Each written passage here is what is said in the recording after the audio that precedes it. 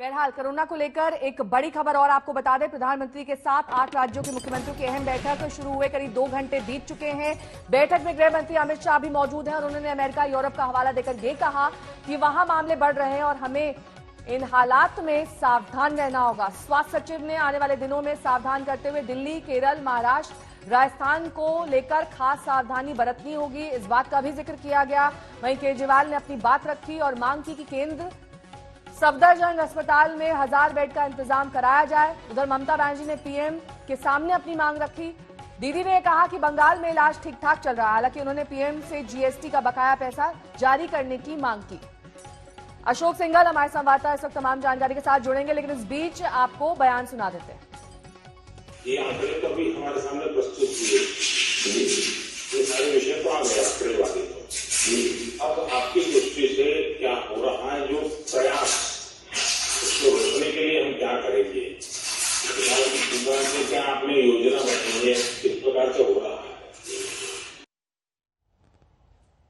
अशोक सिंघल हमारे साथ जुड़ गए हैं तमाम जानकारी के साथ। अशोक, जाहिर तौर पर पीएम इस बात की मांग कर रहे हैं कि एक फाइन प्रिंट तैयार किया जाए। कैसे अलग अलग राज्यों की स्थिति अलग अलग है, आंकड़े अलग है, मरने वालों का आंकड़ा अलग है, हर राज्य के हिसाब से उन्होंने स्थिति मांगी और साथ ही अपना प्लान बताने के लिए कहा।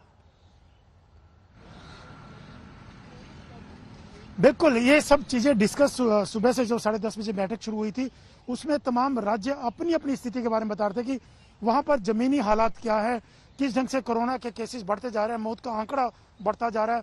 कुछ अलग अलग राज्यों ने अलग अलग कारण बताए। केजरीवाल ने पराली से होने वाले प्रदूषण को बड़ा कारण माना, जो आसपास के राज्यों में पराली जलाई जाती है उसको एक बड़ा कारण माना, उसके प्रदूषण की वजह से।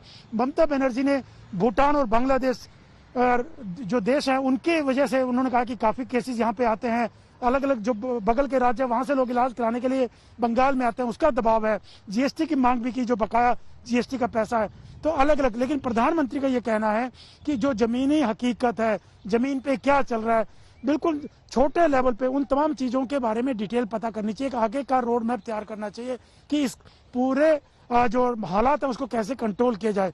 राज्यों को यही कहा जा रहा है कि आप अपनी स्ट्रेटेजी बनाएं, क्या क्या कदम और उठाए जा सकते हैं, अभी तक क्या क्या उठाए गए और कहां कमियां हैं, उसको कैसे कंट्रोल किया जा सकता है और सेंटर इस लेवल में कहां मदद कर सकता है। क्योंकि गृह मंत्री अमित शाह ने पिछले दिनों मीटिंग की थी दिल्ली के मुख्यमंत्री और हेल्थ मिनिस्टर के साथ, टेस्ट बढ़ाने की बात पर जोर दिया गया था कि टेस्ट बढ़ाए जाएंगे। और कल एक मोबाइल वैन भी उन्होंने लॉन्च की थी जो जगह जगह जाकर के टेस्ट करेगी।